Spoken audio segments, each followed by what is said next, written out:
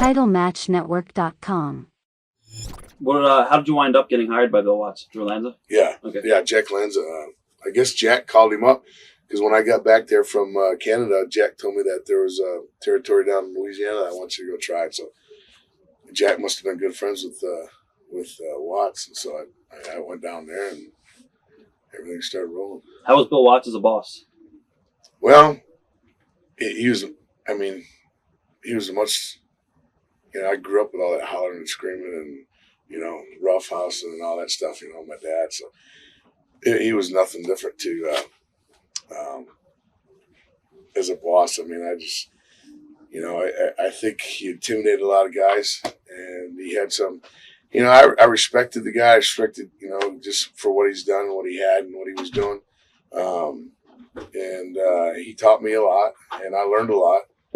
So for Bill, I don't really, a lot of guys have a problem with Bill. I don't have a problem with Bill, really. I thought he was, he had some personal problems. That's his deal. But for wrestling wise, I thought he did teach me a lot, and I learned a lot from him. That's nowadays you got all these kids that just come into the business and got it easy, and they don't want to do shit. I think they can work for make a few $100,000 not doing nothing. Back then, Bill, like one instance, Sting and I started. When Sting him and I come in. He come in from Tennessee, and I come from there. And he had what's his name? What was Sting's partner? Jim Hellwig. Yeah. Had him on the ground, showed him how to do a kick, and just kicked the shit out of him in the chest.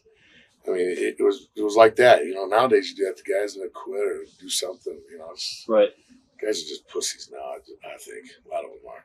They don't pay their dues, basically. Yeah, they just think they could go to the camp, learn how to bump, or be big in the gym or somewhere. And just get in the business, and it's largely part of the promoters too. They let it happen. It's just progression, I guess. Now I know with Bill's territory, there's a lot of traveling. What was the travel like? You know what? It was like my second, my real first territory. I was wrestling every night. I didn't know any different. Sting and I would get in the car. I mean, I hate bringing Sting back in, but we'd get in the car. We all lived in the same hotel, in an apartment there together in Pineville. There was me, Hellwig, and Sting, and we get whoever else would go with us, and we'd go up to, it was every night we'd go to Houston was 4 hours. I mean, I didn't think nothing twice about it. I mean, that was part of the deal, I thought, What are your initial impressions of Sting and Jim Hellwig when you first met him? I kind of laughed because Sting was a bodybuilder, and so was Hellwig. Right. And I thought Hellwig was kind of clumsy, and they wore the paint, and I thought they were trying to copy the road. I thought they were like a throw off what everybody else was trying to do. But like I said, we moved in same apartments, and we got to know each other. And so, Sting, till today, Sting's probably one of the only friends I have. We call each other probably once a week, a couple of weeks. So, did you guys learn a lot together, you and Sting, since you teamed together? Yeah, I learned a lot about tag team wrestling with him and with Eddie and the guys. They put us in a situation where we had to learn and know everything real quick. They put the belts on us, pretty quick there, and so we had to learn and catch up with the business real quick. But Sting was a good player. He was smart. He was good. Even when we were learning, Sting knew, a lot of the stuff that was going on. He helped me a lot. A couple times we got knocked out of the ring, and I'd look at, what do we do now? Right. That was the big joke. What do you do now? What do you do now? But we learned a lot of stuff together, Sting and I. We pretty much, Sting and I were champions, and they told us they were selling it. And because that's when they brought in Brad Armstrong and Tim Horner. And they told us that we were going to a new company in Charlotte, and that these guys were taking the belts and going back, and then they didn't know how many of us they were going to keep and what was going to happen. And that's when Snake and Dog and Junkyard Dog and all those guys went up to New York and did that. And I think out of all those guys, I think Crockett only kept Sting and I. Right. Steve Williams, I think, And went Steve in for a watched little bit. Yeah, and then he went back to Japan. But yeah, it was. He didn't have a meeting or nothing. We just kind of found out through the locker room with the boys and everything else. What was it like when Dusty came in the book? It was you know, it was one of those things like, man, I don't know if I like this, but I got to deal with it. You know? Right. I could tell. I mean, first impressions all the time. You get in a room with somebody, you can just tell body language and the way they talk and everything else. I said, "Oh boy, I wasn't real. You know, I didn't have a good feeling about it." But you know, they had the Andersons, and they had Tully and Arn, and they had Flair, and Lex was there. Right. They had a lot of guys and a lot of good stuff going on. They were taking private jets to all these towns, and so I thought, well, hell, he's doing something right. Right. So I went along with it and did what I was told. And at that time, Mike Rotunda, they put me with Mike Rotunda, and when I first got there, I think it was just doing separate. I know the boss man was there. I lived with him for a little bit. I think eventually they put me with Rotunda, though. Right. The varsity club. team. Yeah. At the time, were you surprised that they didn't do like an invasion type angle at all, or was it the fact that they didn't want to put the UWF guys over?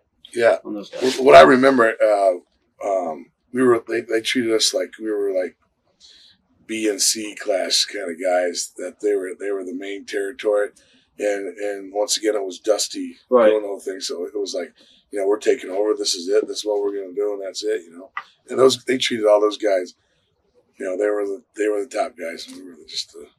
Was there ever any problems like with the guys not wanting to put each other over? Because I know Steve Williams said something about Ric Flair and him. Yeah, they clashed. It was like Sting and I had a problem doing with Tim Horner and Brad Armour. Right. We've seen these two guys come in, and I mean they hadn't even been together that long, and they just put them together to take the belts off of us. I was pissed about that. I know Sting was pissed. We kind of had a rough match, but yeah, I know Steve. He didn't want to do a lot of that stuff. And Flair, they kind of talked down to us. They wouldn't tell us what was going on. It's kind of right. They tried to run roughshod anyway, and that's why a lot of guys just left when didn't do it. Just quit. Who are your favorite guys that you like to work with in UWF? UWF, man. Well,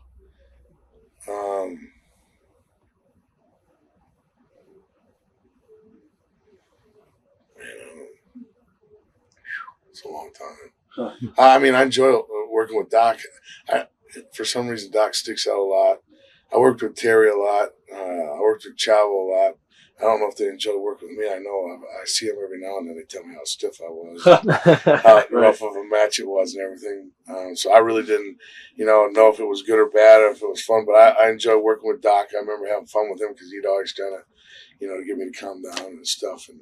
And I remember working one time with Jake the Snake in Houston at the Paul Bosch, yeah, at the Paul Bosch arena there, and he actually helped me out, and worked with me, talked through the whole thing, Right. And I thought it was going to be a lot different, but he actually was real nice about it. But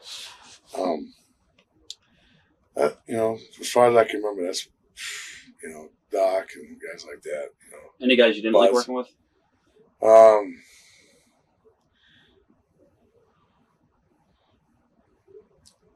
There's Pez Watley, and he had a partner.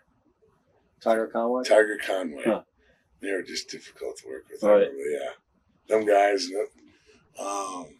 That's pretty much it that I can remember. God. What do you remember? TitleMatchNetwork.com